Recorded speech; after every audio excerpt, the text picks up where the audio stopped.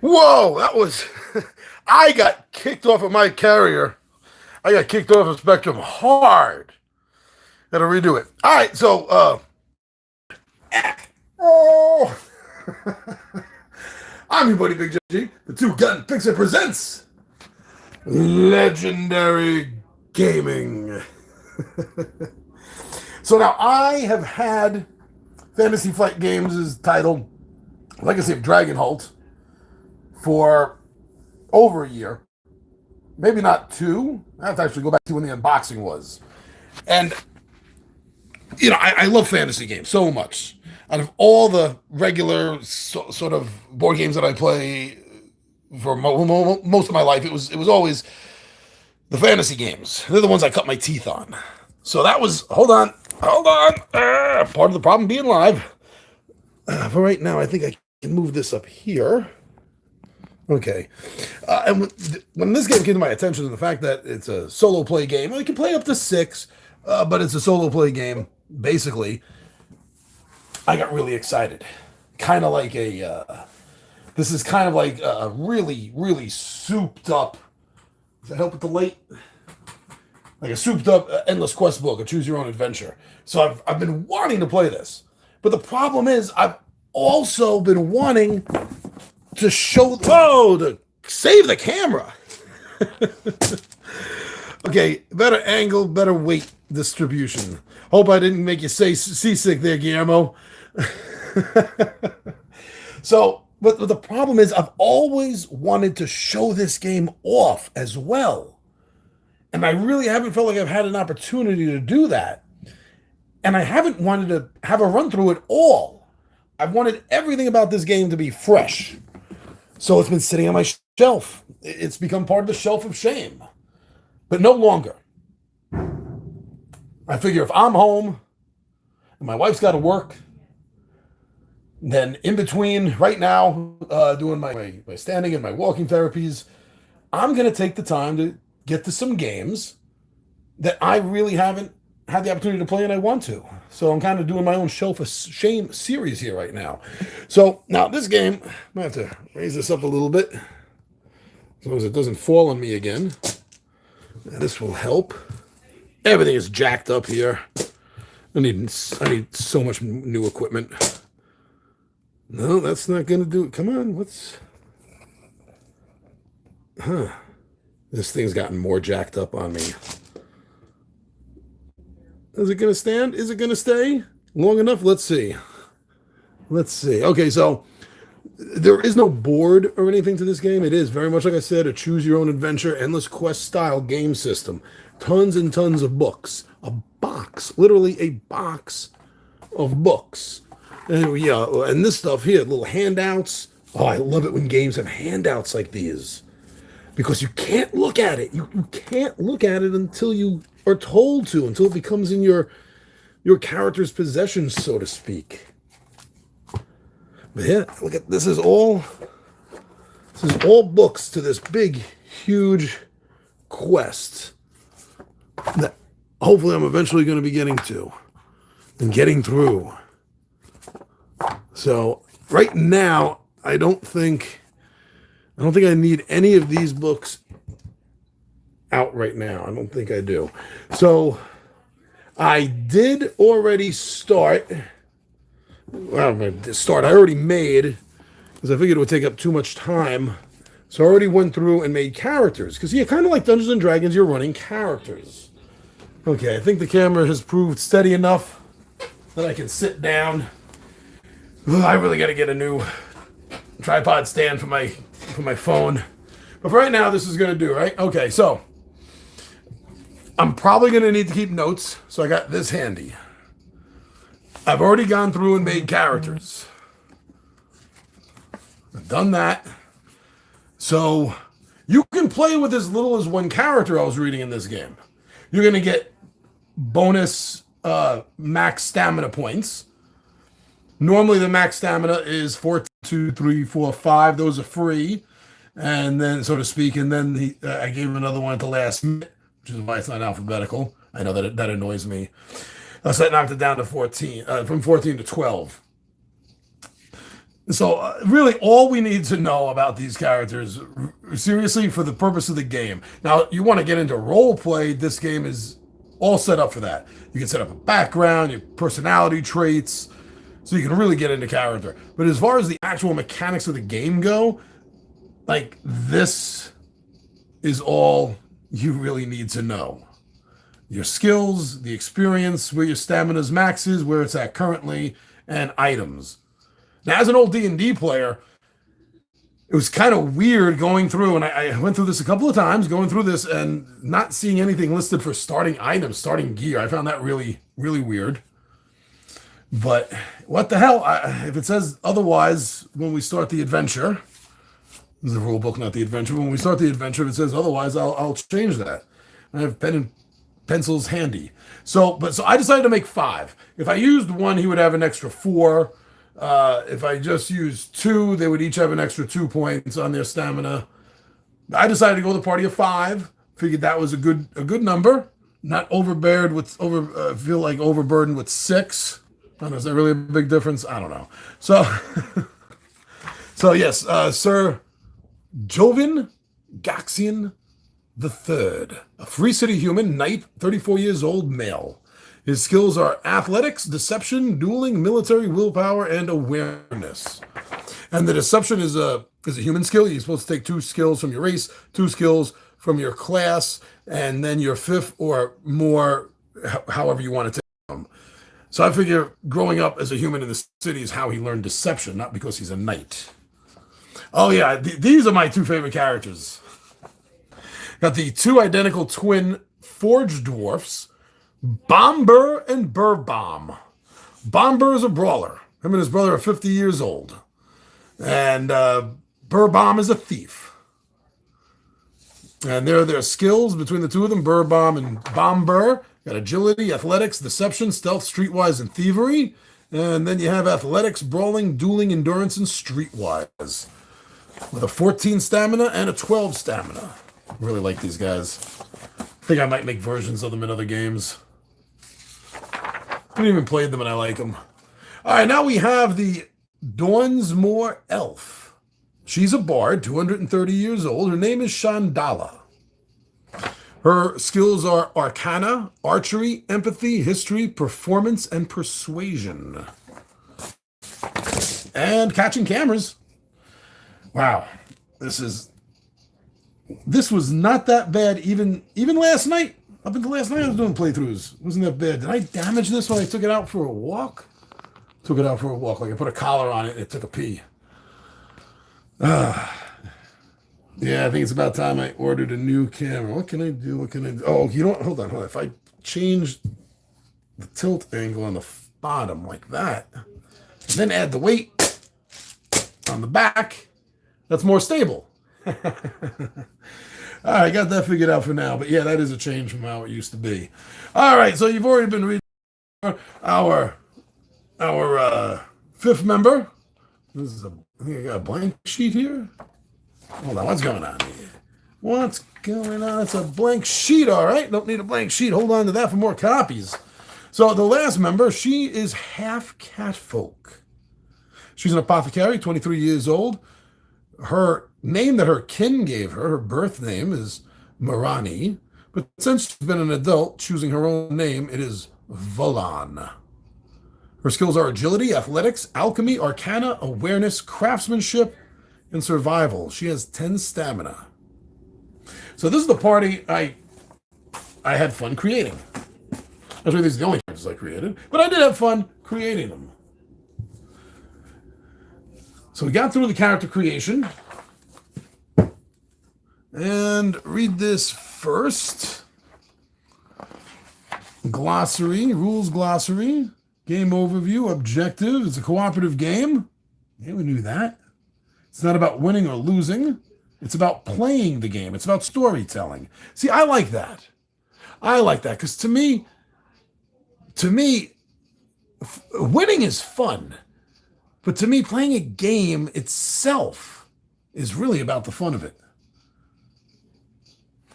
And setup, okay? Setup, we got our characters created. Prepare the story tracker sheet. That I don't think I have a copy of, but I do have the notebook, so anything I need because I don't want to mark the books up. I really hate doing that. I'm so anal about that. I hate it.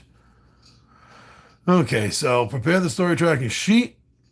On the story tracking sheet located on the back cover of this document, record the following information. Oh, okay, here, so we are starting with some stuff. You begin the game with 100 gold. Gold can be used to purchase items and pay for training during your adventures. If you are playing with multiple heroes, gold is shared among all heroes. You begin the game with 2 fame. Your fame increases as you become more well-known or your efforts are acknowledged by the nobility or townsfolk. Like gold, fame is shared by all heroes. Leave all story points unmarked. Story points will be marked during the adventure to track the decisions that you've made. See, it's a little more complicated than a choose your own adventure book. Because during the course of the game, it'll tell you, oh, if you've done M4, if you have M4 checked off, then go here. But if you don't, you're then going to have to go to this other page. And that was it. Everything else is just the glossary, huh? Begin the first quest. Okay, so to complete the setup, then begin the first quest. Find the 2 New Roads quest book and read entry 1000. And that's it for the setup. So you know what? I want to have a page or something. Oh, here I got a blank piece of paper here. So I'm going to use this to keep track of everything because like I said, I really hate marking up books. Even if it's just like a rule book or something, I really do. 2 New Roads. I'll make sure I don't have anything else. Xerox, right? No, okay. All right. So here we go. This is the game. And that is my chair creaking. Just so you know that this is really happening. There we go. Okay, so Joven, Gaxon III, Burbam, and Bamber, Shandala, and Volan. Yeah, that's a nice crew. Oh, you know what? Let me do this on the side here. Hold on. Okay. We can keep track of stuff. 1,000. Oh, it's right over here. 1,000. You want me to bring this in a little closer? How's that? Definitely helps with the balance, I think, on my camera. That'll help with the balance, too. It's a little more personal. Your attention, please. You will notice rules sidebars such as this one throughout the quest book. These sidebars are intended to use for the first-time players to more easily learn the rules. Hey, that's us! Each sidebar is placed in an entry with a first encountering a new rule. All right. Let's start off. You slump down on a wooden bench, stretching your legs. You've been traveling for nearly a week now towards a small village called Dragonholt. Your journey is at the request of Celise, a former adventuring companion and friend who has since found her calling as a tutor to the children of Countess Regina Fairfax, Lady of Dragonholt. You take a moment to reread the letter. Reread the letter from Celise. We got a letter from Celise. A letter from Celise. Is this the letter from Celise? It better be. I'm going to open it. Yes, this is the letter from Celise. Oh, isn't this really awesome when games do this?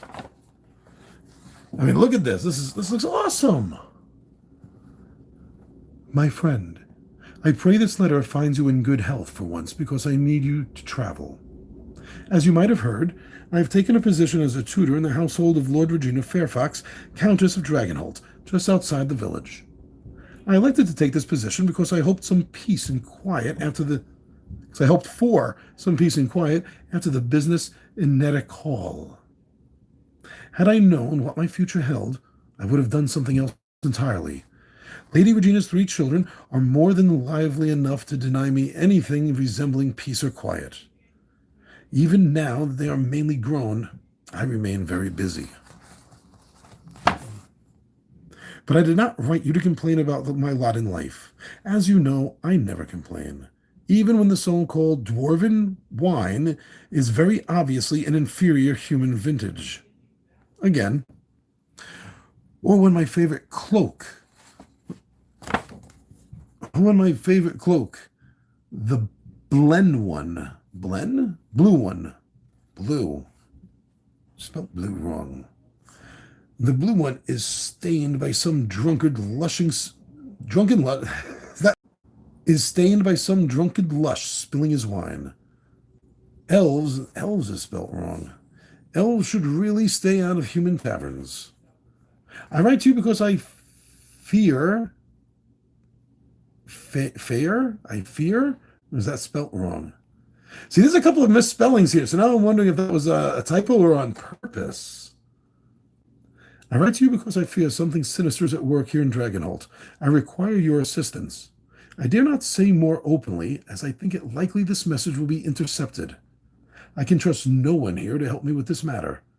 After that business in Nethercall, I have only you and a small handful of other allies left. Please help me. There is more at stake than you know. Celise. Oh, is that cool? I love bits like that in games, don't you? Whew, okay. So we went over the letter. You are uncertain why Celise has summoned you to Dragonholt. Her letter is strange, speaking only of a vague threat that requires your assistance. And although you are sure the letter was written in her hand, the message contains several details that you find uncharacteristic of the elf you adventured with in the past. You had never known Celise to drink dwarven wine, and you would swear she always wore a green cloak. It is not unthinkable for her preference to have changed over the years, but something about the way the message is written makes you feel that there is more to the letter than is obvious. You have always known Celise to be excessively proper in her speaking. She must have been in a panic while writing to have produced so many spelling errors. Ah, see? Even more alarming is the brief note in the back. Please refer to my first letter.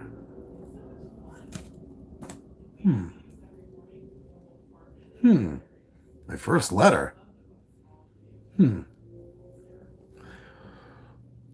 That made me lose my place. Even alarming is the brief note in the back of the letter. You had not received any word from Celise before this one. Could she have sent another letter that was intercepted, as she had feared? Regardless of the vagueness of her request, you owe Celise at least this much after the business of Nethercall. As the tutor in the employ of a countess, she must be in a position to reward you handsomely for any assistance that you can render. Excuse me, is this the fastest way to Dragonholt? Say when they do this, I don't know what kind of voice to do. I don't know how to do like a humanish voice, male-ish, female-ish, but there's nothing. I don't know what to do. But if I look ahead, I can see. Okay. Excuse me, is this the road? This will be 3 female voices I have to do. Oh. Okay. Excuse me, is this road the fastest way to Dragonholt? They're all going to sound like that. You look up from a letter. You look up from a letter to see Mariam, a gnome merchant that you've been traveling with, talking to another traveler and pointing down a path toward a forbidden-looking forest.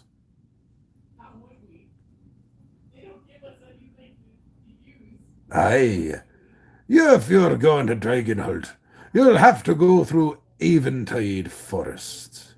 Ain't no way around it. About a day's travel straight through. Mariam thanks the traveler, and he continues on his way in the direction opposite the forest. You fold the letter and stow it away before standing. It won't do to rest for long. You sling your baggage over your shoulder and prepare to resume your travels. Mariam turns to face you. Well, if I'm going to keep doing that same tone, maybe like do it in an accent in that tone. I can differentiate between the other couple of women I have to do in this. Well, what are you waiting for? If that's the road to Dragonholt, let's be off. Listen, I was raised Irish, so that's not offensive, okay? Mariam has been traveling with you for 3 days now. Like you, she is traveling to Dragonholt, and as she put it when you met, the more the merrier.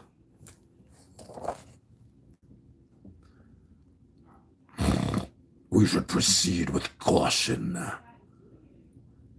Calls Braxton from behind you. The orc woman hefts Mariam's bag off the ground where the gnome had left it and drops it into Mariam's open arms. Rumor has it there are bandits who make camp in those woods. We should watch our backs as we pass through. Since Mariam and her orc knight errant You have found Braxton to be the more cautious of the pair by a wide margin. As far as you can tell, Mariam had hired Braxton for protection. But at times, the orc seems to dote on the gnome more than a bodyguard would. You nod in agreement at Braxton's comment. With the last fleeting glance at the crossroad sign, you follow after the energetic gnome, who has already started off down towards Eventide Forest. All right, so making decisions. You will decide how to react in situations and how to act in general. See the options, blah, blah, blah. Blah, blah, blah. Okay, this part we all know. Well, I know, and anyone that's ever played a Endless Quest or Choose Your Own Adventure book, what we're doing here. So here, you still with me, Guillermo? Here we go. So now there's the decision to say, let's make some headway before we lose light. Or, what else have you heard about these bandits? Or finally, stick close, Mariam. It's dangerous to get separated. I really would like to know more about these bandits, and in a perfect realistic world, I could ask while we were walking, but that is not one of the choices we have here. I think we better tell this gnome to stay the hell close, is what I'm thinking. And I'm also thinking that my throat is getting very dry.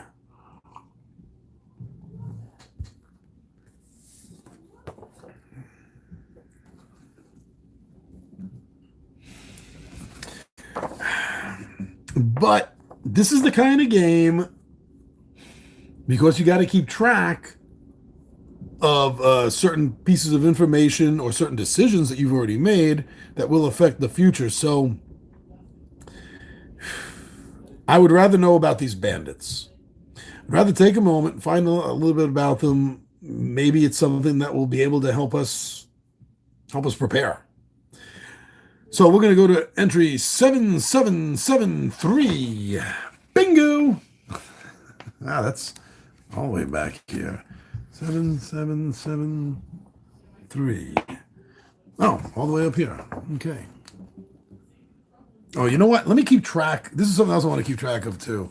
So we took the first option we took was 7773. And by the way, I know it's already 23 minutes into this, and I didn't say it yet, but it was on the thumbnail. Full spoilers. This game is full spoilers, people. So up, here we go. Braxton strides beside you, keeping an ever-watchful eye on her eager companion. Not much. I've just heard from some travelers that a number of caravans have been ambushed while passing through. Valuable goods were taken, but the merchants and traders have been mostly unharmed. The story point S1. Make that a mark here too, just like this. Now, normally I would be using the back tracker, but like I said, I don't want to mark anything up. S1.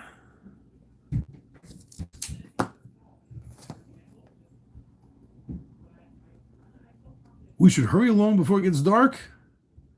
Or Mariam, best you don't get too far ahead.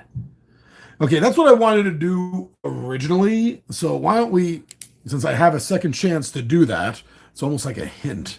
So I'm going to go to 2808. And I'm trying my best. I don't know about you. It doesn't matter for you, but I'm trying my best not to read these other entries. 2808. That's over here. The young gnome glances over her shoulder at you with a raised eyebrow. You're starting to sound like Braxton. She twirls to face you and walks backwards down the road in front of you. Despite my size, I'm quite capable of protecting myself, you know. Braxton chuckles warmly to herself.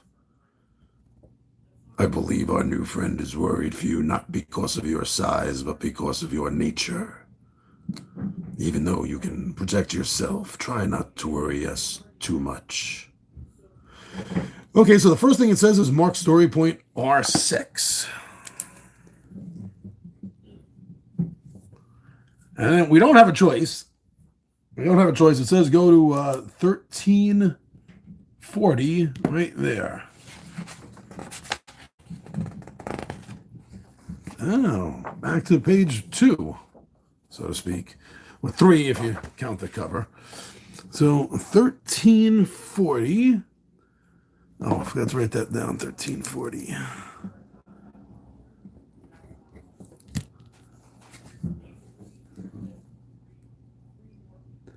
Oh, time passes. As you speak with your traveling companions, small trees begin to dot the terrain around you. Tall grass gives way to brush, and you soon find yourself at the edge of the forest.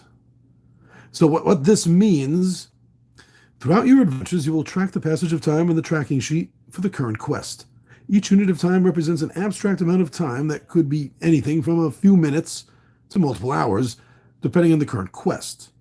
When time passes, mark one box of time with a check mark or an X.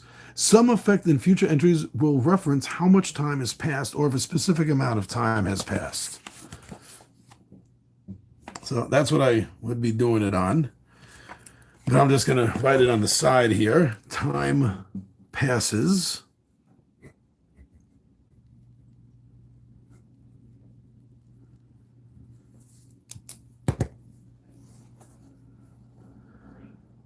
As you walk, you take the chance to become better acquainted with your fellow travelers. Is this the only 2 choices? Is there more here? Nope. Okay. Don't look. Don't look. Don't look! Ask Miriam what she plans to do in Dragonholt, or ask Braxton what she plans to do in Dragonholt. Does it really matter?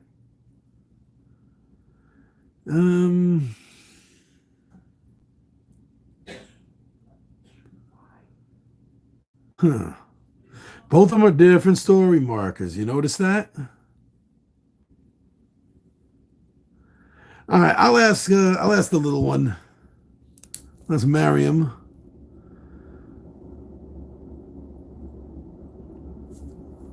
Story marker E7. And then I'm going to 3579. 3579.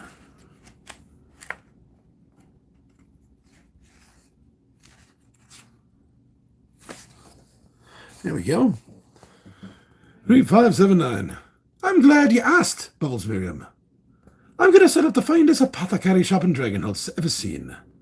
I'll brew potions and sell remedies and make lots of money.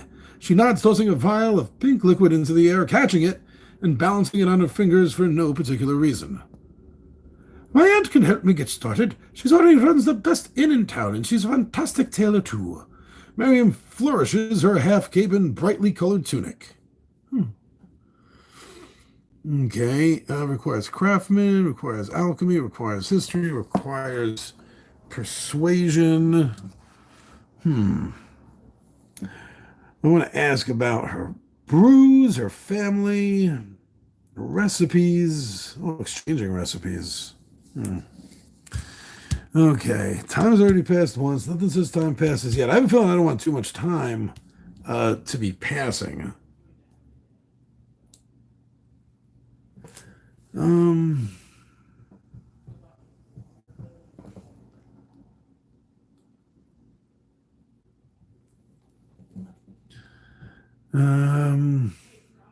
I'm going to avoid using skills right now, I think.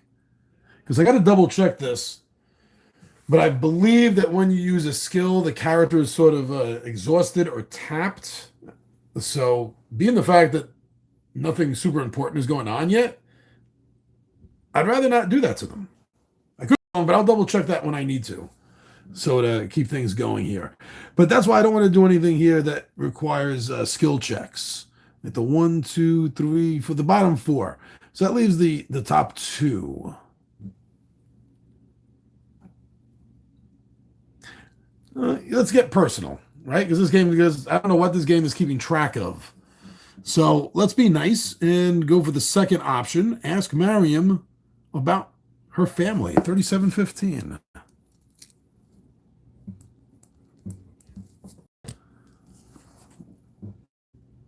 3715 should be right here too. Oh, here it is.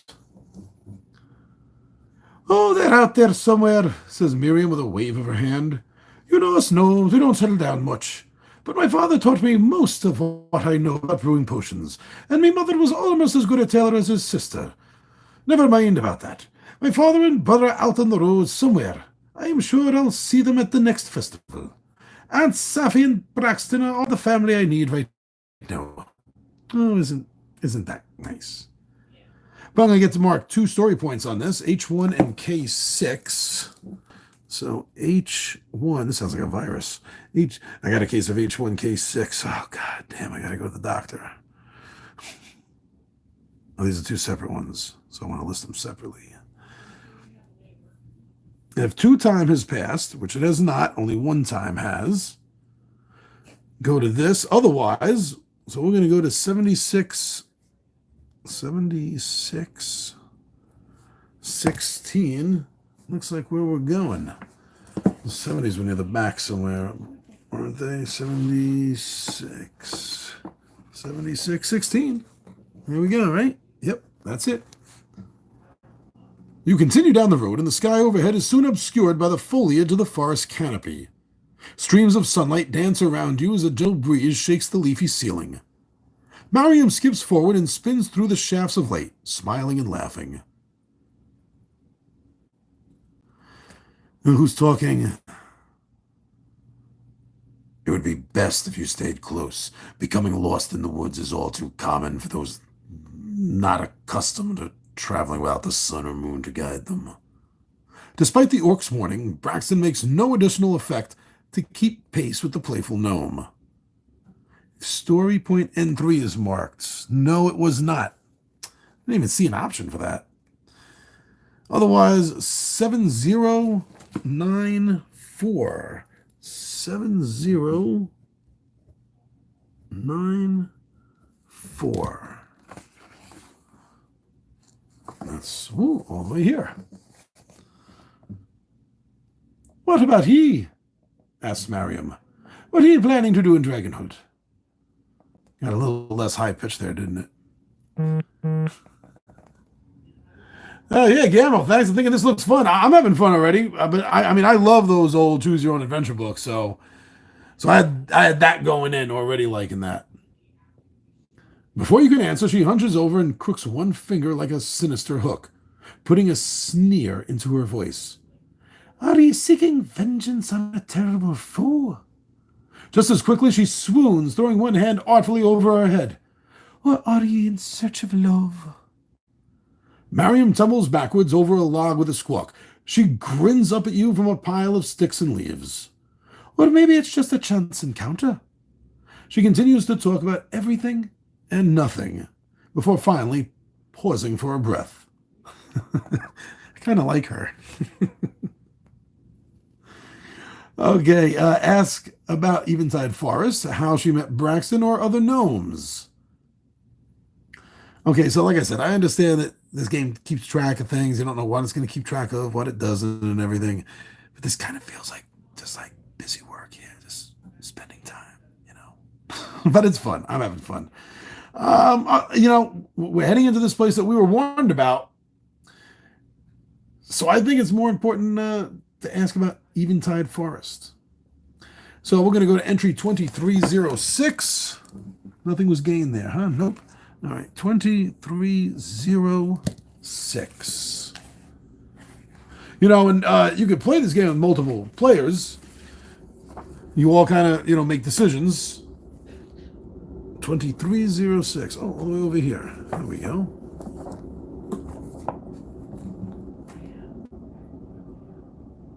I've heard all sorts of stories about Eventide Forest, says Mariam. I've even heard that there is a secret kingdom somewhere in the treetops, where elves and fairies dance in the starlight, hidden from the eyes of gnomes. She shrugs and looks up at her mossy tree branches. I don't believe half of it, though. I think it's just a big dark forest, and people are scared of anything that they don't know about. Also, there's the bandits, says Braxton from behind you. If 2 time has passed, no, it has not.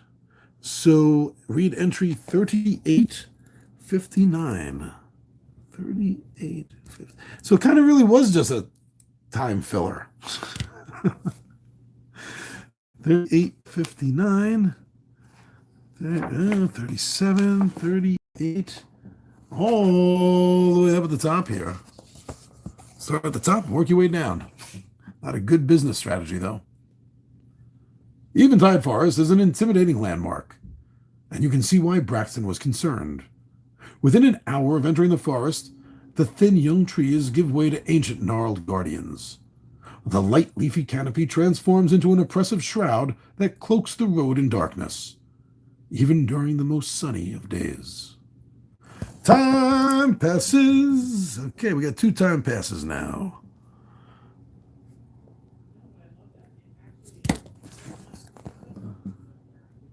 In the darkness of Eventide Forest, a chilling stillness reigns and even bird songs are drowned out by silence.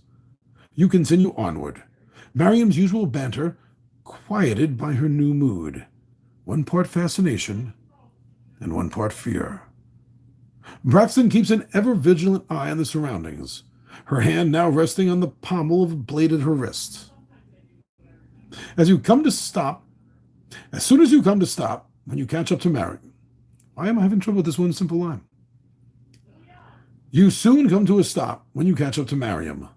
She's glancing down what happens to be a small game trail that branches away from the main road.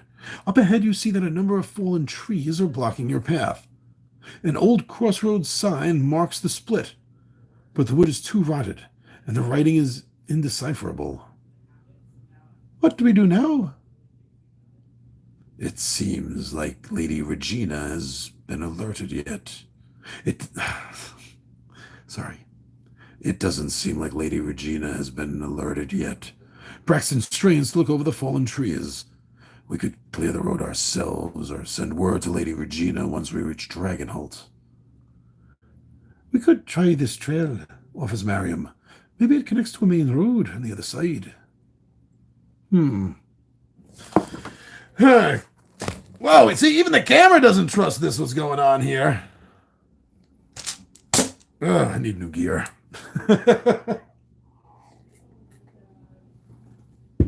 Okay. Sorry, I just needed a drink. So we can scout along the game trail and report back. We can climb over the tree and continue on the main road, or clear the road of debris before continuing. Okay, I don't see this as a free charity here. Okay, let's be honest. I don't see this as a free charity. We do not do road work. Okay, I am quite sure that Dragonholt and the Kingdom of Terranoth, I'm sure they have some sort of work crew in place to do things like this.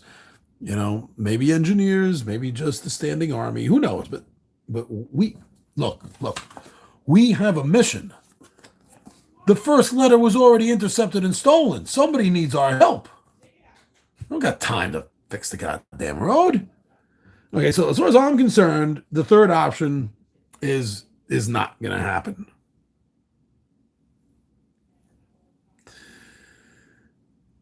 We can climb over the tree and continue on to the main road, or we can scout along the game trail. See, now here's the thing. I don't know how this is wording it, but if it's wording it correctly, I prefer the idea of scouting along the game trail instead of, just rushing down it like, okay, this is the new path. I like the fact that it's saying scout. It gives me an idea that we're doing some sort of reconnaissance. And with bandits coming up at least twice so far in the conversation about Eventide Forest, maybe that's what we need to do. So let's go to entry 5822. And if you're a cheat following at home, anyone later watching this is the progress that we've made so far. If you want to do the same exact thing as me, but then that would be kind of boring. Why would you be doing that? There's all these choices. Make your own choices, damn it. 5822 coming up. 58, not even in the 50s yet. 58. Wow, that jumped fast. Oh, all the way at the top. All the way at the top. You follow the trail away from the main road, ducking under low-hanging branches and hopping over muddy puddles. The trail winds back and forth, and you soon lose your bearings. As you scramble over a particularly steep slope, the soft earth gives way, and you tumble head over heels until you come to a stop at the base of a tree. If you do not have the agility skill, awareness skill, or survival skill, you're going to lose 3 stamina. All right, so let's see who has what.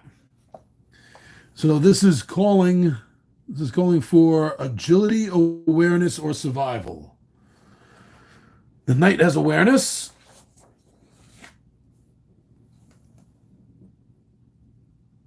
Ooh, Bomber, our brawler, doesn't look too good. Doesn't have agility. Went with athletics instead. No awareness and no survival.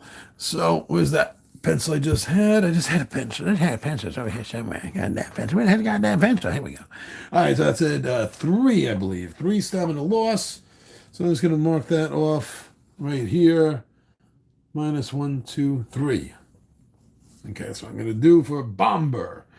Now, Burbomb, his twin brother, does have agility. He has agility.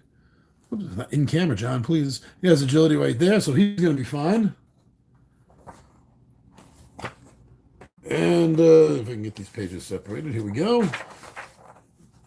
And our Dornsmore Bard elf Shandala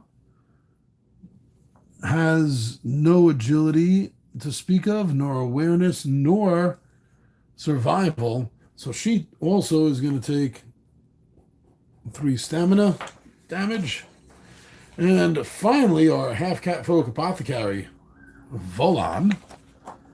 She does have agility. She's a cat person. So she's going to be okay.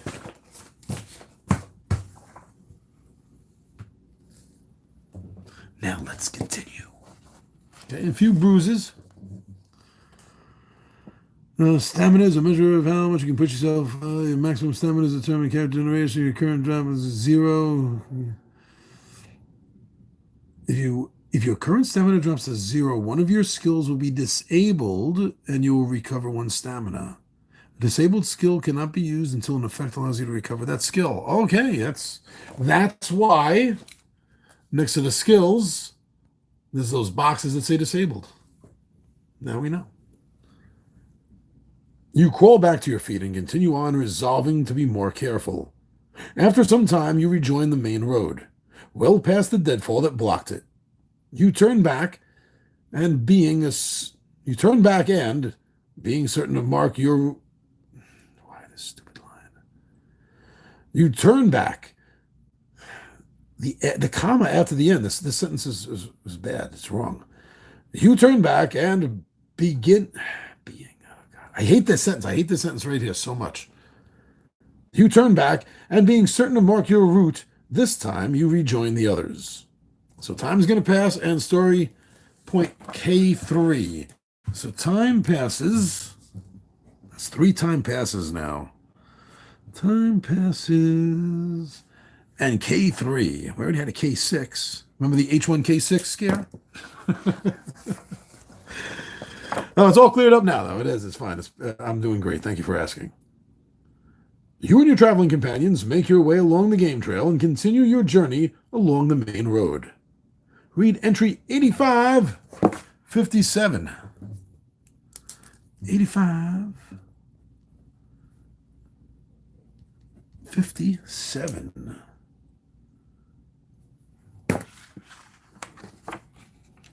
Don't look at too much.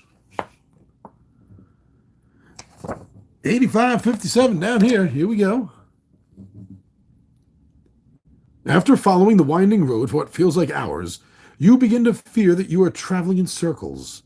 Just as you are about to suggest turning back, Mariam calls out from beyond the next bend. There is a clearing up here. As you round the bend, you see Mariam staring up at a single massive tree that stands alone in the center of a clearing some 20 paces across. Although the great oak's canopy is just as thick as anywhere else in the forest, its branches reach well above the tops of the surrounding trees, affording you a view of the sky at the edges of the clearing. If 3 or more time has passed, right, it has, 1, 2, and 3, so that's going to be 35.49. 35.49.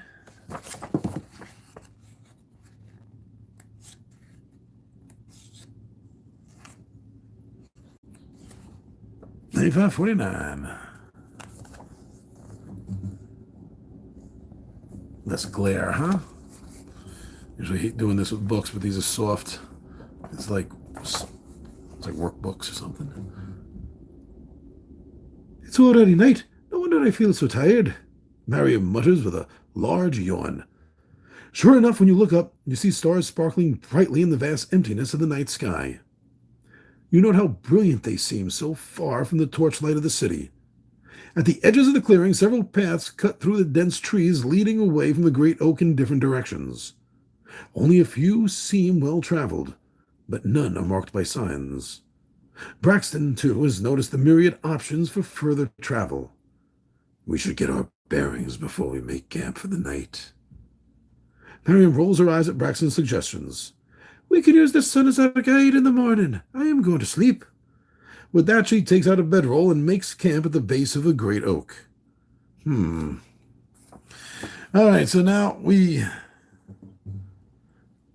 have the options of determining your heading by observing the stars, convincing Mariam to read the stars before she sleeps, climb the great oak to look for a landmark, or leave the navigation to Braxton and turn in for the night.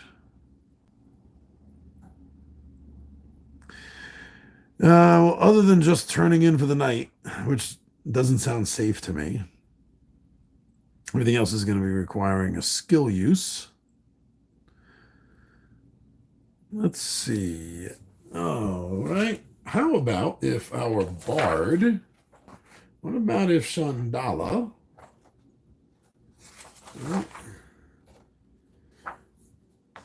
she has persuasion.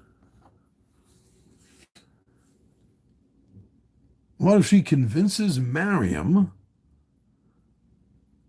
to read the stars before she sleeps? Yeah, I want to do that. Okay, so we didn't gain anything, no note for that, but now we're going into 4017 is where we're heading.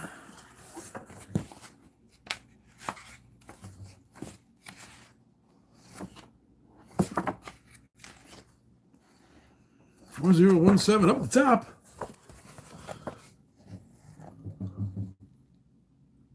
Mariam seems eager to build the fire and turn in for the night. Who cares about the stars, she asks. We'll figure out which way to go in the morning. After some gentle prodding, however, she relents. Fine, she says, and skips out into the center of the clearing, gazing up at the sky. Okay, there's Latarina's star, she says, pointing at a glimmering point in the velvet darkness that looks, to your eyes, just like all the other stars. So that means we need to go that way, she points. Right, job done. Story point P3. Story point P3.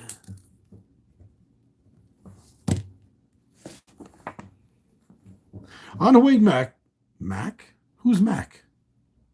On her way back, Mariam stops and leans down. She picks up something from the forest floor, examining it as she returns. What have you found? Asks Braxton. I'm not sure, Mariam says. I think this was carved by a human or an orc.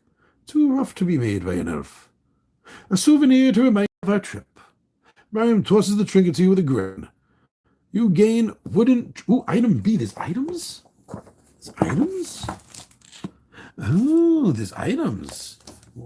What sorcery is this? I thought this was like another booklet or something.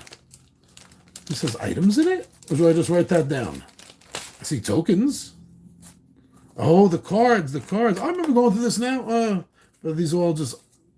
No, I can't touch these cards yet. So let's... And this certainly is not what she's giving me. Wooden trinket, item B. Well, maybe that is this. Is the item cards? Oh, yeah, wooden trinket. Oh, cool. So we have this. You found this intricate wooden trinket of the great oak in Eventide Forest. It looks quite old. A heart is carved into the wood containing the letters T and U. Oh, part of a secret message, I'm betting. Cool, I'll put this over here with the characters. So we have wooden token or trinket. Cool. We've got a wooden trinket. We've got a wooden trinket. And read entry 8549. But let me see what this note is first. 8549. Again, item, record the items on your character sheet, then search the item deck for the item card. With the magic. For instance, without the effect wooden trinket on your character sheet. So one of these characters is holding it. I think the Bard Shandala will hold that. She's the one that talked her into reading the stars, which led her back to find the wooden trinket. So I'm going to put that down, wooden. There we go. Wooden trinket for Shandala. And then it said we have to go to 8549. 85. Oh, right here in the middle on the right-hand side. You assist Braxton in gathering some kindling and start a small campfire a few paces from the great oak. While you work, you can hear Mariam humming softly to herself. You set out your bedroll and relax. Although you are all tired, a brief chat around the campfire is not an unwelcome event.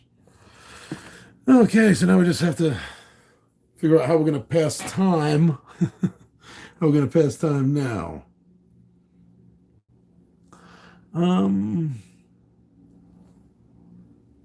So we can ask Mariam what she plans to do in Dragonholt. We did that. Ask Braxton. Okay, so I guess it's time to ask Braxton. We're going to get story point E7. E7. This option does not exhaust your activation token. Maybe that's something I should have looked up. Okay, but not at the moment. I'm having too much fun, even if I'm doing this wrong. 49, 45. 49, 45.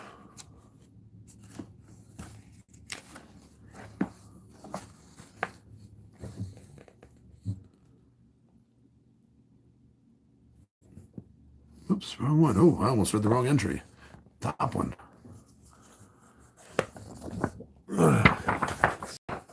Think about this glare. I normally hate doing this to books, but let's see. I'll hold it like this and get some of that glare away. Braxton smiles gently, nodding her head in Mariam's direction. I will continue to protect our friend Mariam for as long as she requires my services. As you may have noticed, looking after her does not leave me much time for anything else. I resemble that remark, calls Mariam. After that, I'm not certain. I was not certain what to do with myself before meeting Mariam either. I suppose I will travel to larger cities and try to find employment. No 5-year or 10-year plan there, huh, Braxton? Okay.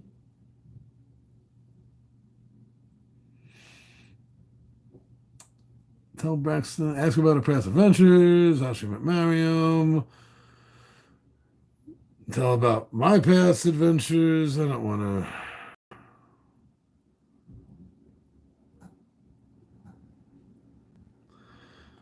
My military training is kind of boring. The last one looks a little fun.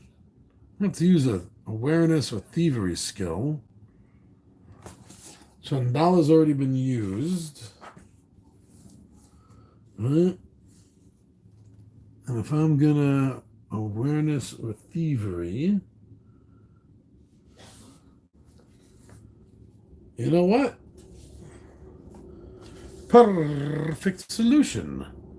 Volan has awareness, so she will She will show Braxton how to foil sleight of hand. It's kind of interesting. Required skills. Some options like those above require you to have one or more skills, items, or other conditions to be true. You cannot choose an option if the requirements are not met. For instance, you cannot choose ask Braxton service unless you have an empathy or history skill. If you have played with two or more players, you may read through all the possible actions before deciding which players will make that decision. All right, so anyway, that decision is going to lead us. We didn't get anything, notes or anything? No. So that's going to lead us to 75-26. 75-26. 75-26.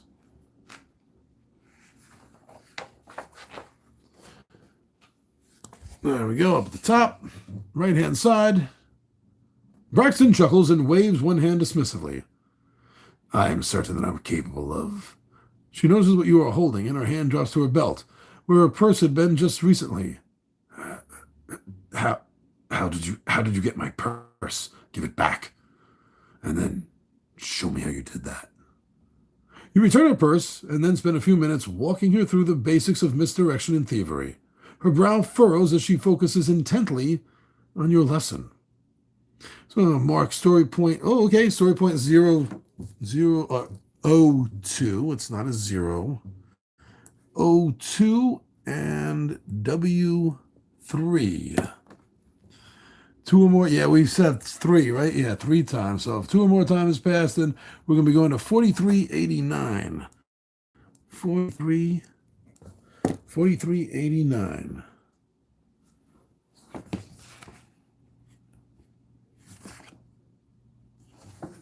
Oh, okay. Here we go.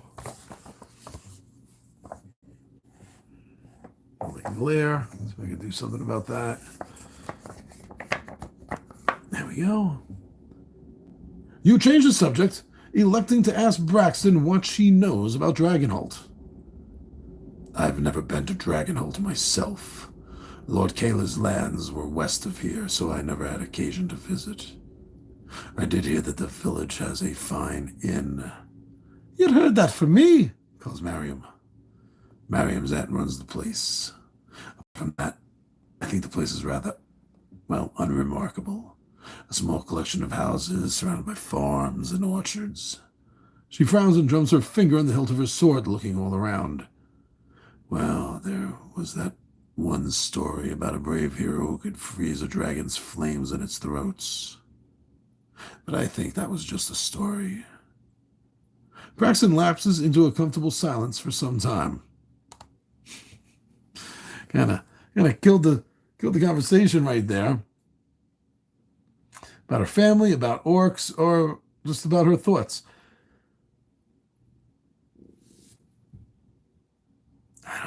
I'm not sure how much I care about her thoughts or her family. But from a tactical point of view, I would like to know more about orcs in this game.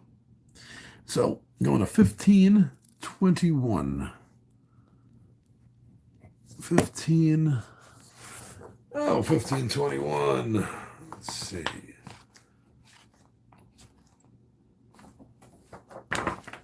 Okay. 1521 is a fine year. Remember it well.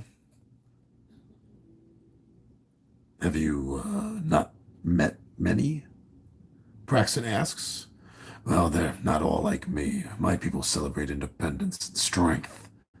I hear that orc clans rule in the Broken Plains. But here in Terranoth, we mostly live in small bands, traveling from barony to barony. The humans don't like it when large numbers of orcs settle anywhere for long, so we have to keep moving. Braxton looks down to where her hand is wrapped around her sword's hilt. The humans are happy to pay us to fight for them. You can find my people serving as mercenaries, even gladiators, all throughout Terranoth. She takes her hand from her sword. 2 or more time has passed. Yes, it has.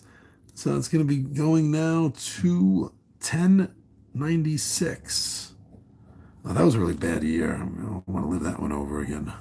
1096. Well, that's all the way at the beginning. That is like literally the second There's literally, so 1,000, there's literally the second entry right over here. Came all the way back full circle, so to speak. Mariam lets out a long yawn, and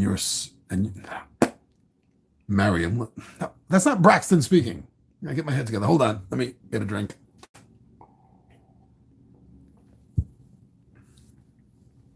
All right. Mariam lets out a long yawn, and you second the motion. As you nestle into your bedroll for the night, Braxton speaks up. Best we don't all fall asleep at once. The first watch. Can I count on you to take the second? You nod your agreement and drift off to sleep. One of you must volunteer to keep watch. Refresh your activation token if you are keeping watch. The rest of you exhaust your exhaustion tokens. 2 time passes. Each recover 2 stamina. Okay, so that'll be the night. One of you must volunteer. Refresh your activation token if you are keeping watch. Okay, I've been flipping them over instead of activation token. I'm guessing now that's what these 6 are. 2 time passes. Refresh your activation token if you are keeping watch. So that would be the knight was keeping watch. He gets to refresh his activation token. And the rest of you exhaust your activation tokens.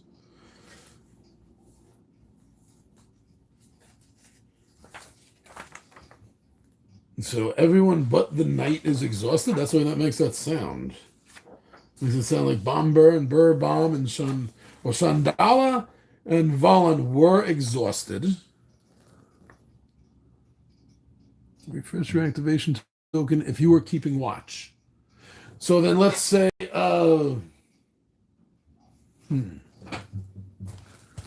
goes the camera again. You each recover 2 stamina. Okay, well, that's good. The rest of exhaust your activation tokens. As well as go with this damn camera. There we go.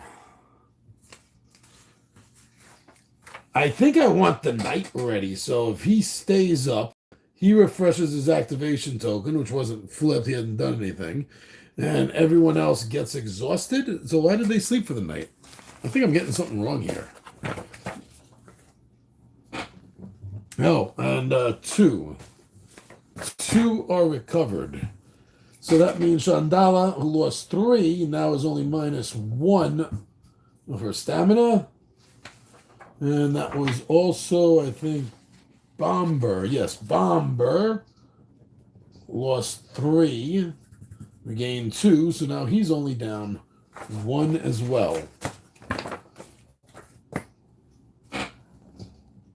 Refresh your activation token.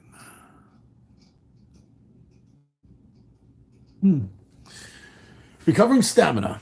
Some effects, like the ones above, cause you to recover stamina. To do so, you increase your current stamina by points specified. You cannot recover stamina. Okay.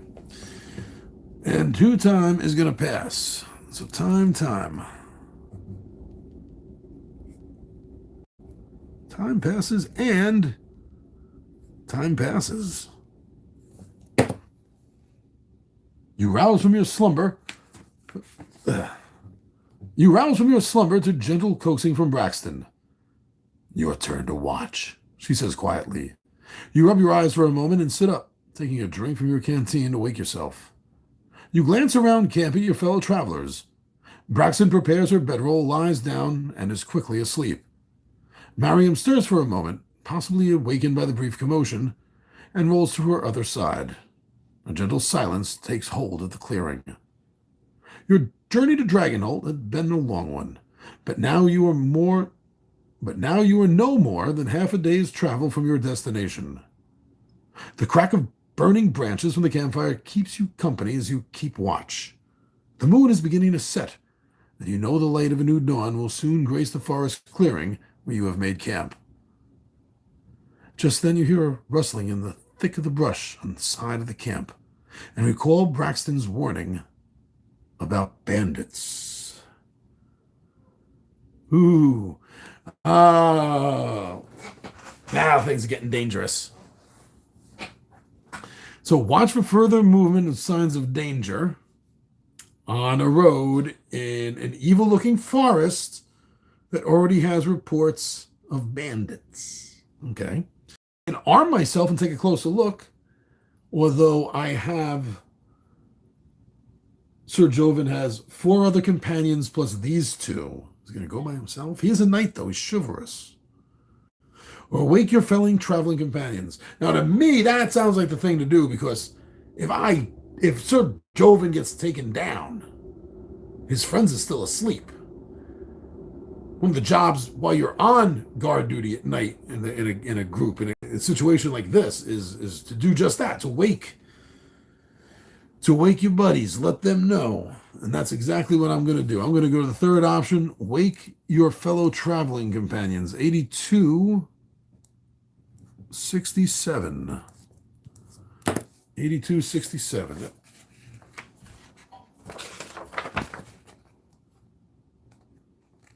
83. 8267. Here we go.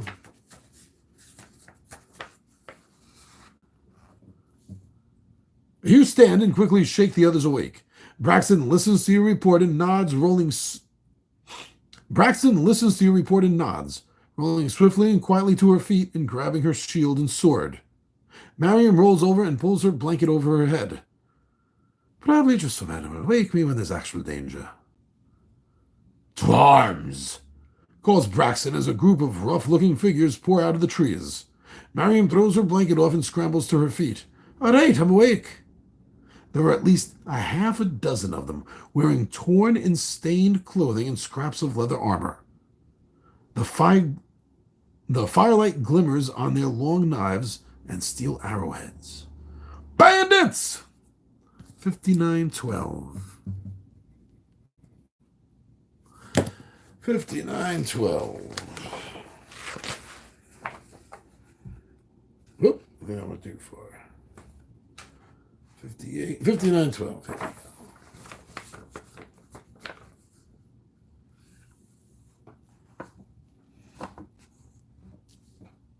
More and more bandits step into the firelight. Their armor and weapons seem crude, but sufficient to the purpose. Braxton grips her sword in her right hand, doing her best to keep herself and her shield between Mariam and the bandits. So we can draw our weapons and engage the bandits, knock an arrow and fire at the bandits, toss a flask of explosive liquids at the bandits, or attempt to reason with the bandits. Bandits sneaking up at you right there in the twilight of dusk and dawn.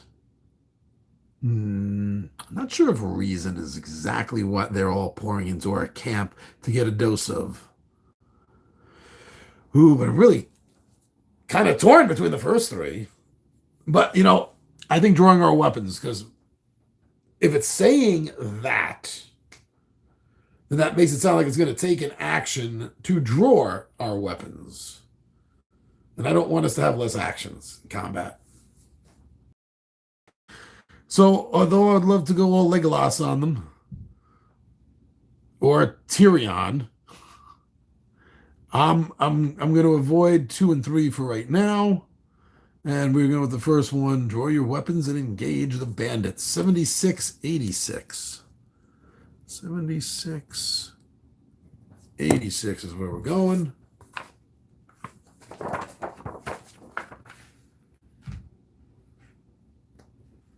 No, 7686. Down the bottom right-hand side. You hurl yourself at the bandits, who are quite surprised by your sudden attack. You soon fell one enemy and wound another, bellowing your battle cry all the while. However, 3 more bandits approach and threaten to surround you, brandishing long knives and brutal cudgels in a deadly dance. You quickly retreat. Your story point X1 is marked. We have S1, R6, E7, H1, K6. Oh, wait, I forgot to mark one off here. K something. P3, E7, O2, W3. Let me go back to 5822. Let's see what these items will mark off. 5822. K3, just like the mountain. Okay, but anyway, that means that I do not have entry X1 marked off. So therefore, we're going to have to go to the second choice there, read entry 4300.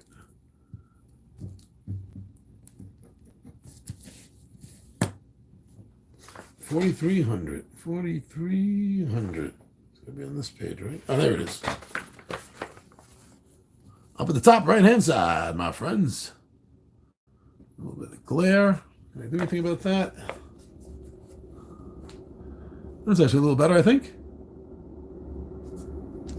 Oh, I saw that happening that time. Oh. Stay. Of course, right now, everything else going on in the world, now my camera stand has to start breaking on me. Okay, we ready for this? Braxton Hex? She heckles them. That's what she does. Braxton hefts a heavy steel shield and slashes her longsword threateningly at one of the approaching bandits. Marion produces two flasks of unstoppers. Marion produces two flasks and unstoppers one of them. A thick, acrid smoke pours from its mouth, and as she holds it aloft, ready to throw. Three of the bandits suddenly rush forward, charging the camp. Mariam hurls the smoking flask with small smash. Three of the bandits suddenly rush forward, charging the camp. Mariam hurls the smoking flask, which smashes against one of their bucklers. A billowing cloud of acidic fog erupts from the impact site. The bandit shrieks and flails, dropping his buckler to the ground as it dissolves. The two other bandits continue their charge. One swings an axe at Mariam, but Braxton catches the blade with her longsword and slams her shield into the man, sending him tumbling into the ground. The third bandit dodges around Braxton and darts forward straight towards you. Spear point trained at your chest. Okay, so I can dodge, catch the spear, deflect the spear, or blast the bandit with a rune. Can't do that. Can't do that. He doesn't have a... Because they're all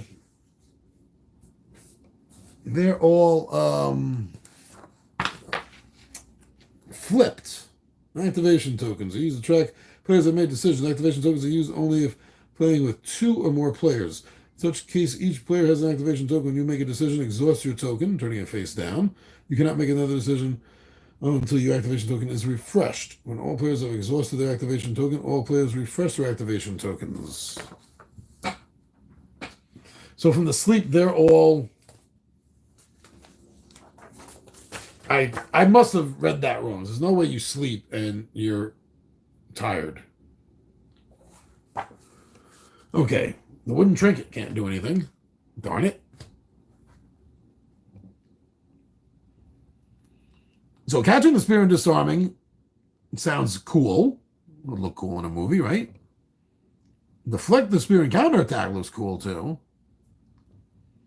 But now that I do have them all activated and ready to go again, if I got that right, wouldn't it be cool to blast them with a rune? Because it looked like they got a little scared of that acidic vial that Mariam threw.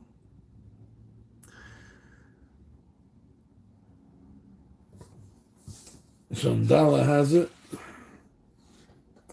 But I think we're going to have our apothecary do it. No, I'm going to have Shandala do it. I'm going to activate Shandala to do it. Because she has Arcana. 3607.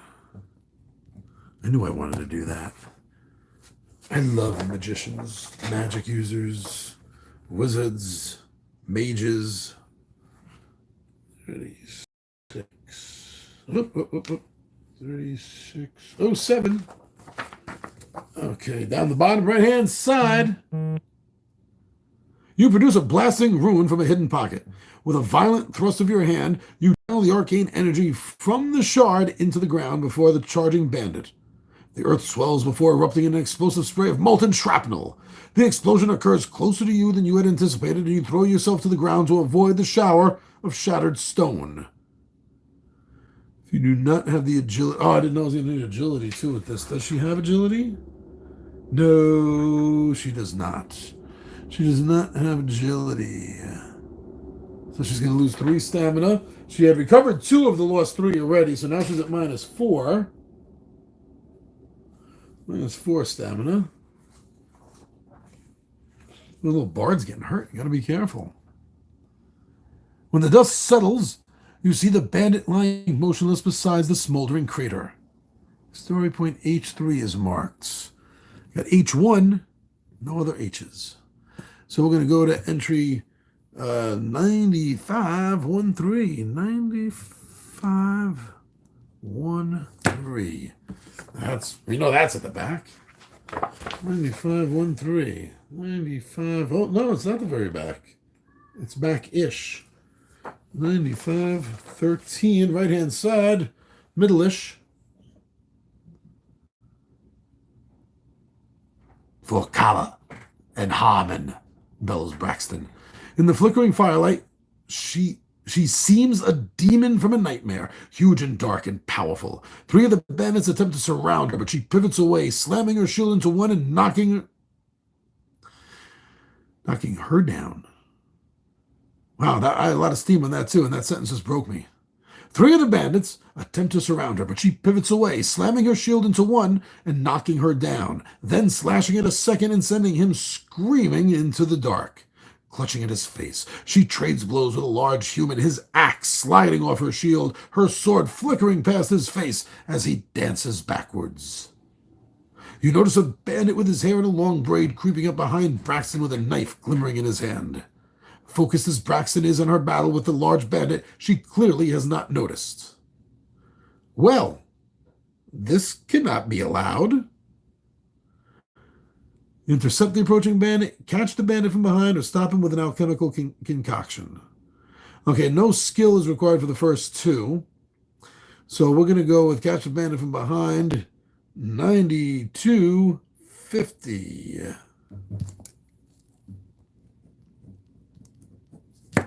Which is right at the top. Moving quickly as you can on silent feet, you drift up behind the braided bandit. He lifts his knife, ready to bring it down into Braxton's neck, and you reach to grab him from behind. So the stealth skill. Oh shoot!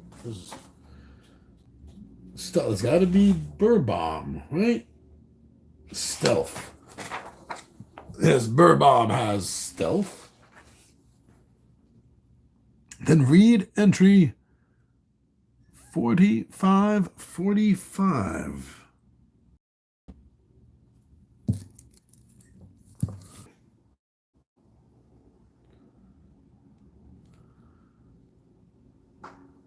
Oh, did it just black out on me for a moment? 4545. I was getting the page. I didn't even notice. Next thing I know, it said, you're live again. No glare. 45. You grab the braided bandit from behind, twist and pivot him around your hips, sending him tumbling to the ground with an undignified yowl. As he struggles to stand, you plant one foot on his back and shove, sending him sprawling yet again, this time into your campfire. He screams and shoots to his feet, running in random loops as he attempts to beat the flames out of his hair and clothing. He staggers into another bandit, sending both sprawling, and then you shift your attention elsewhere. Read 2004. I better flip this.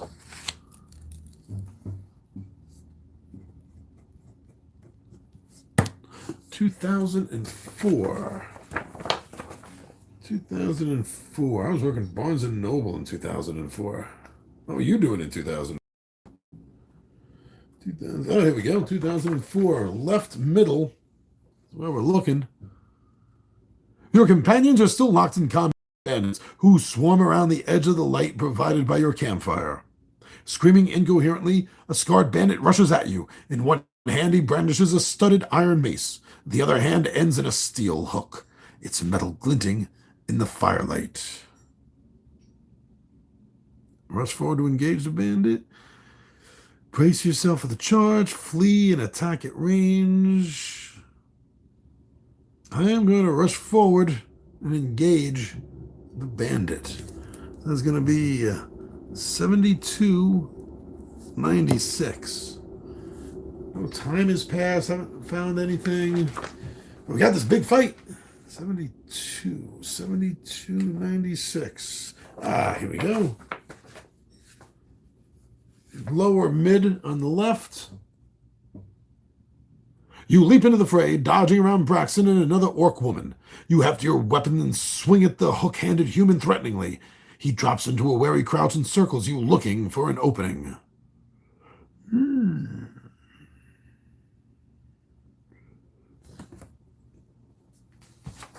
Bomber, awareness, dueling, or empathy. He does have dueling. So 70, 76. 70, 76 should be the previous page and the previous entry, the last entry on the previous page. Down the bottom corner. The bandit raises his mace and swings it at your head from the right. You recognize the attack for what it is, a feint, and duck under the swing, bringing your open weapon up to block the hook coming at you from the other direction. With a twist, you knock your opponent off balance and lash out with your weapon. He screams again, still incoherent, and falls. I almost said flails. And falls. 23.99. 23.99. This fight is pretty cool. You enjoying this? I am. 23.99. Now imagine the excitement of just sitting here by yourself and doing it, not worrying about the camera, figuring things out on the side, just reading it and doing it, huh? $23.99. You find yourself standing in a loose circle as your companions and no bandits close at hand. Even more of the... What was that? You find yourself standing in a loose circle with your companions and no bandits close at hand. Even more of the enemy emerge from the trees, however, and they begin to surround you. What? No, breathes Mariam. You're sure it's the first time you've heard fear in her voice. The bandit leader chuckles and speaks, causing the firelight to play off the long scar on the side of his face in a sinister way. Drop your valuables and leave. There is no need for you to die here. The other bandits howl and brandish their blades and axes in the air in front of you. Braxton glances sideways at you. There are too many of them. We cannot win this fight. She edges backwards and you notice She edges backwards and you notice her lean in the direction of Dragonholt. You can't have me gold. I'll be using it to start my business, hisses Miriam. Despite the bite in her words, you notice that her hands are trembling. Oh, okay. This is like nonstop. This is just like it's like stormtroopers, you know? You knock them down real easily, but they're just going to keep coming at you. Okay. So fend off the bandits long enough for the others to escape. Create a diversion and flee towards Dragonholt. Create a smoke screen and escape towards Dragonholt. And turn, tail, and run. We have the dwarves are exhausted and our bard is exhausted, our elf. But our half-cat folk Volan apothecary. Ooh, I like the fact that it gives us the option of a smoke screen, ninja-like. And she has alchemy. So, what do you think? I'm thinking about doing the old ninja escape. Yeah, right? Let's do the old ninja escape. If there's an option to ninja escape, always ninja escape. So the only one left is the knight again. And that's going to take us to 94, 95. Near back. Middle top on the right-hand row. You smash a vial on the ground, releasing thick clouds of billowing smoke. I'll add injury to the insult, shouts Miriam as she tosses 2 handfuls of pellets into the smoke cloud. You notice the pellets change shape as they land. 4 triangular barbs produce from each pellet like so many caltrops. I'll be slowing them down. The smoke soon obscures you and your companions, and you escape in the direction of Dragonholt. They can't have gotten too far, bellows the bandit leader. Find them. Kind of screwed up on his voice there at the end. Didn't know what I was doing there. 36-45, 36-45. Looks like where we're going. Let's see, do we get away? Do we get away? 36-45.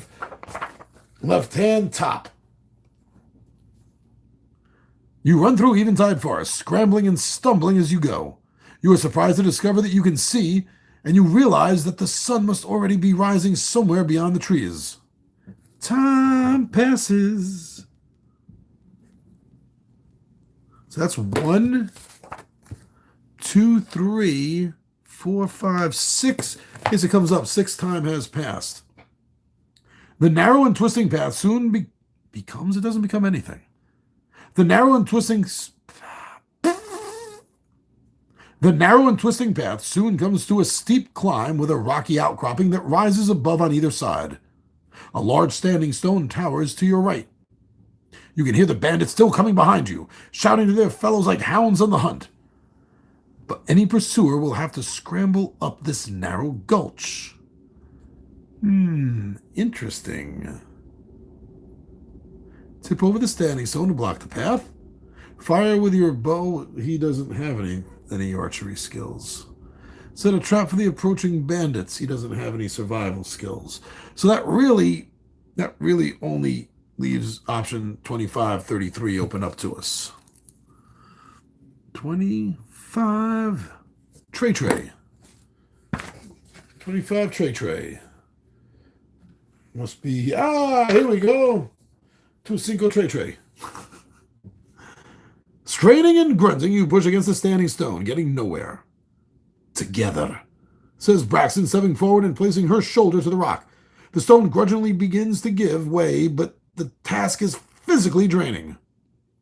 If you do not have athletic skills or endurance, he has athletics, but no endurance. But he has athletics. And lose 2 stamina. As the bandits come roaring up the gulch, you push is what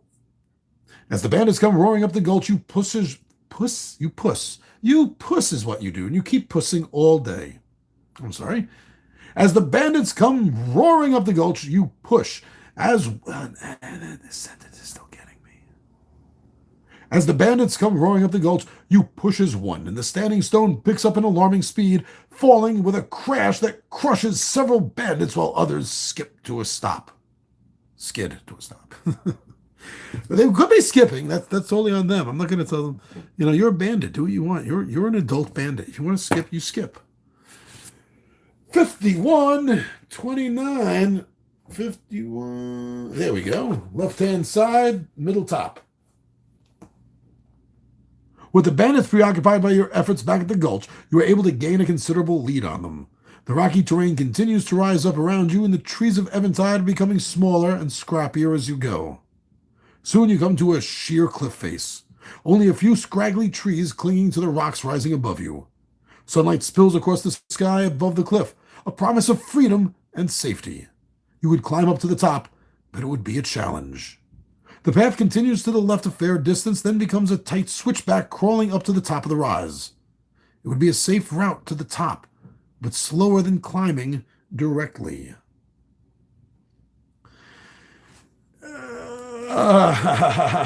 Oh, man. Oh, so actually, by the way, everyone was flipped. So that means they're all ready again. Ooh, so the cliff face or the switchback? The switchback would be a safer route, but slower than climbing. I'm not sure if I like that whole slower than climbing thing. So let's go with climbing. 40-55. 40-55. I don't think they ever made any sequels to this or expansions. I want to look into it now, definitely. Right hand side, top corner. You scramble up the cliff face, relying on trees that cling to cracks in the rock for handholds. This proves unwise, as not all of the trees are anchored securely enough to bear your weight, and you find yourself dangling from your fingertips above a steep drop. You each lose 2 stamina unless you have athletics. Okay, no athletics for Shandala. That's 4, so now she's at 6. She's at -6. Oh. Agility. Was that it? No, athletics. You lose 2 stamina if you have athletics. Bomber has athletics. Birdbomb has athletics. Volon has athletics. Sir Gaxon has athletics. Mariam isn't making things any easier either, despite Braxton's efforts. I'll be fine, she huffs. I am not the only one here who needs help, she says with a nod at you. In fairness to the gnome, she's not dangling from her fingertips. Braxton makes her way over to you and helps you regain your footing. Test each toe hold before you put weight on it, she says. You resume your climb, but you hear shouting below you. The bandits have reached the bottom of the cliff. They immediately begin pelting you with arrows and stones, making the rest of your climb a nightmare. You each lose 3 stamina unless you have agility. First was athletics, now it's agility. The knight does not have agility. -1, 2, 3. Get that out of the way there. Agility. The cat has agility. Bomber does not. So he's at -4 total now. Bomb does have agility. But Shandala doesn't. Who's already... Oh, wow. So Shandala's already lost 6 and now another 3. Down to 9. Shandala's really hurt. Has 12 stamina. Finally, you make it to the top, grasping for breath.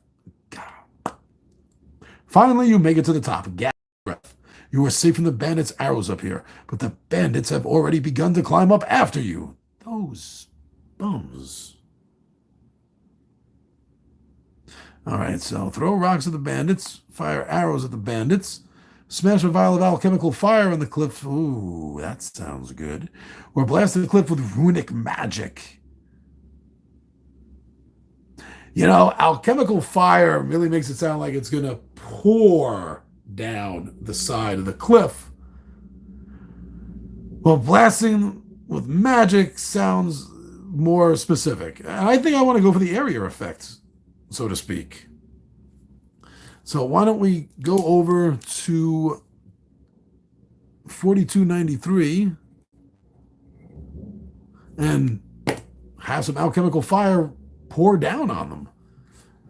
Bandits, we weren't doing anything to you. 4293, here we go. Left-hand column, the bottom. You hold a vial of Lorimor fire, sharing a knowing glance with Mariam. Oh, that's just mean, she says, pulling out a vial of her own. On 3, she says, and counts you off. Together you each break your vial of fire on the lip of the cliff, sending a cascade of burning liquid down upon the climbing bandits. Shrieking in pain and fear, they hurl themselves from the cliff. Some burned, others simply desperate to escape. It's exactly what I thought it was going to look like. So we get to mark story point G1. Oh, talk about finality. Read entry 9999. Like an old 80s computer there, huh? Do you want to play a game? 9999. That literally is the very last entry. I'm not sure if that means it's the last everything. Might be. All right, so this goes pages. There's going to be a lot of talking for me. Okay, hold on. Okay. All right, kid, you got it in you. Let's do this. As the sun climbs above the trees, you continue your journey towards Dragonholt. At your new elevation, the trees are smaller and farther apart, and at some point you have passed an invisible barrier, where you are not in a forest so much as a rocky plain with occasional trees. Dragonholt lies below you, and you can see the beacon tower rising above the trees, the sun climbing the sky behind it. You have less than an hour of walking before you. So time is going to... Oh, I almost... 9. That's a lot of no's in German. Time passes. At length you walk through an orchard, the twisted trees heavy with fruit and propped up by weathered boards and poles. Then you find yourself on Dragonholt's main street, walking beneath the dueling dragon statues that serve as the closest thing to a city gate. One dragon is carved from black stone, the other from white, and they arch across the street above you, not quite touching. Marvelous, breathes Braxton. Some sort of memorial for the Dragon Wars, says Mariam. This way, she says as she skips down the cobbled street as if she hadn't woken in the middle of the night by bandits. You cross a crowded village green that is laid out before a garden shrine with a domed glass ceiling. In front of the shrine stands a marbled spire atop which burns a beacon fire. Then you pass a building, dark with soot and marred with broken windows. Mariam pauses at an intersection and peers down two side streets before nodding vigorously and leading the other south. We'll get a proper breakfast as soon as we find my Aunt Sin. It's called the Swan. Does it have a lovely swan painted on its sign? Asks Braxton. Yes, it does. Then, is that it? Just there? She points and Mariam beams. That's it! Let's go! She rushes off in a fresh burst of energy, leaving you stumbling along behind.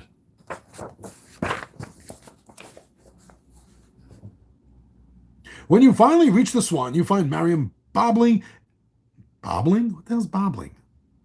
When you reach the Swan, you find Miriam babbling excitingly to a gnome who looks almost exactly like her, plus 20 years. You must be Mariam's family, says the old woman. I am Mariam's Aunt Sapphire. It's good to meet you. She welcomes you inside, and you step down into a blessedly cool, half-sunken common room, where a scattering of thick oak tables and sturdy chairs lie beneath rafters strung with herbs and root vegetables.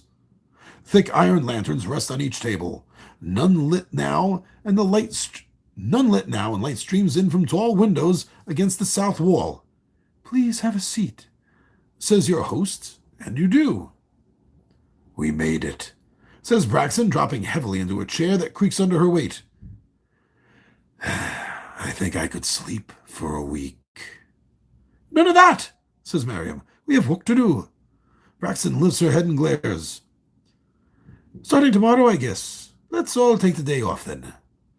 Mariam vanishes into the back room, then appears a few minutes later with a tray rattling with glass bottles and red liquid. Here, she says, distributing the bottles.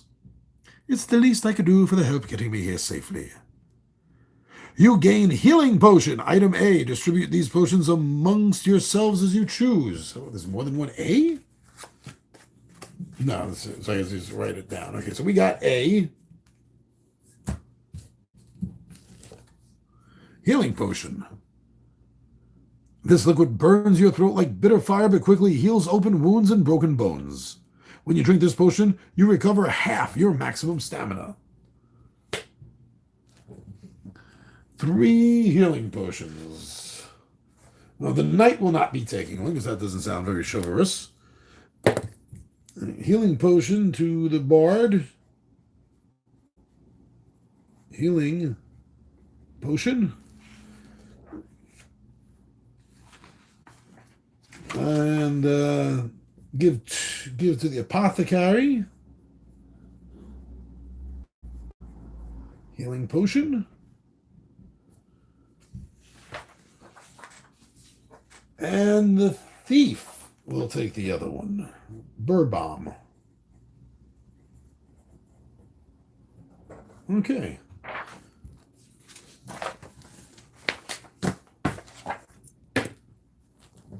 Healing potions, you can carry multiple healing potions. However, there is only one copy of the healing potion item card, which could be shared as a reference among all players. You may drink this potion at any time. To do so, you must have at least one potion recorded on your character sheet. When drinking a healing potion, reduce the number of healing potions that you have by 1 and recover half your maximum stamina. Playing with 2 or more heroes, you can drink a potion only if your activation token is not exhausted.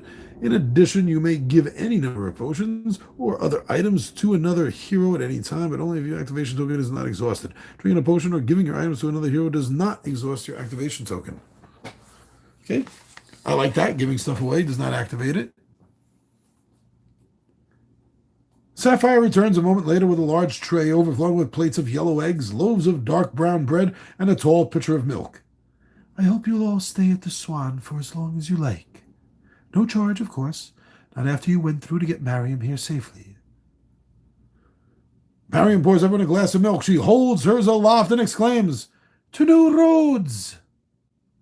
Braxton takes a glass, holds it up, looks from Mariam to Sapphire to you, to new friends. The meal is amazing, and you soon collapse into rooms provided by your generous host. You doze through the majority of the day. After dinner, you rest in the common room, chatting idly with Braxton and another patron. Soon, the lack of a good night's sleep is too much, and you retire to your room. You will have to explore Dragonholt on the morrow. Ooh, okay, hour 45 minutes more or less to get through this. You each recover half of your maximum stamina. Wow, okay, so we cover half, so that's 6. Mashandala is only down 6 now. That's good. Oh, you recovered 6. So she was 9, so that's okay. And Valon didn't lose anything. Bomber lost. Covers half, so that gets him back up to full. If he recovers half his maximum stamina. Bomb is fine. So Joven recovered half his maximum stamina, so he's fine. Done. Each of you recover 1 skill. Each of you refresh your activation token. Each of you gain 1 experience. 1 experience. 1 experience for Shandala. 1 for 1 for Bomber. 1 for Burbomb. And 1 for the mighty Sir Joven. Your fame increases by 1, so the party fame is went up 1. Let me make a note of that somewhere. Party fame plus 1. That's good. This quest is complete. Read entry 1001 in the Dragonholt Village book. Ooh, nice. All right. So experience points, fame, completing a quest. All right. So the Village book. Maybe this is what I'm not gonna play another whole book, but let's just see what the beginning entry is. We'll end off with this entry, and I'll start again with this entry next time. I want it to be a next time. You want to watch this again? Especially if I double check the rules another one time. This is big. This has got a spine. 1001 Arabian Nights. So let's just look at this. We won't read the next entry, but we'll do this. Tracking sheets, encounters, blah, blah, blah. You wake to the smell of freshly baked bread and the chipper voice of Mariam and Sapphire. Golden shafts of sunlight stream through the windows beside your bed, and you idle for a moment before getting up, watching the dust float in the air in the morning light. With a yawn and a stretch, you rise from your bed and prepare yourself for the day ahead. As you step out of the room, you see Braxton also has just stepped into the corridor. She gives you a polite smile and nod. Morning. You're just about to respond when Mariam comes around the corner from the direction of the common room. Good, you're awake. Breakfast is ready. It's a real feast, exclaims Mariam eagerly. Come on. It'll be getting cold if you just dawdle in the hall. With that, Marion takes Braxton's hand and drags her. Well, Braxton allows herself to be dragged towards the common room. That's where we're going to start. I'm going to be playing this again. I really like this. I'll clean up a couple of rules there that I wasn't 100% sure on, but I'm learning, and there's not really much else to learn. I just got to figure out the activation tokens, and I got to double check. I think that after I use one of these skills, right, they get disabled until, like this one said, that they all become able again. But I don't really think I doubled up on any skills during this game. I don't think I did. Maybe the athletics I did, maybe. Anyway, it was a lot of fun. It was a lot of fun. It's going to be even more fun next game when I tighten it up a little bit. So, Fantasy Flight Games, Legacy of Dragonholt. 1 to 6 player cooperative game. I think this game is just perfect for one player, and I'm going to continue to prove that. So this is definitely on the list. I got this campaign to be doing, and also there was the Lord of the Rings. I already did part 1 of that, so let me know if anyone wants to see more of that, as well as more of this. I just love spending some live time with everyone during the events of everything that's going on right now. You know, it's not a lot of time, a couple of hours at most, and just help everyone relax, help me relax. So thank you for being here with me. Thanks for all the help and the distraction and the fun. And this game was fun. Wow. All right. And this is what we'll be getting started in next time is the Village book. And look, those are the 2 dragons they were talking about in the description. The 2 dragons like the gateway. Looks really cool. All right, everyone. I'm your buddy Big Johnny G for Two Gun Pixie presents Legendary Gaming. And my friends, I am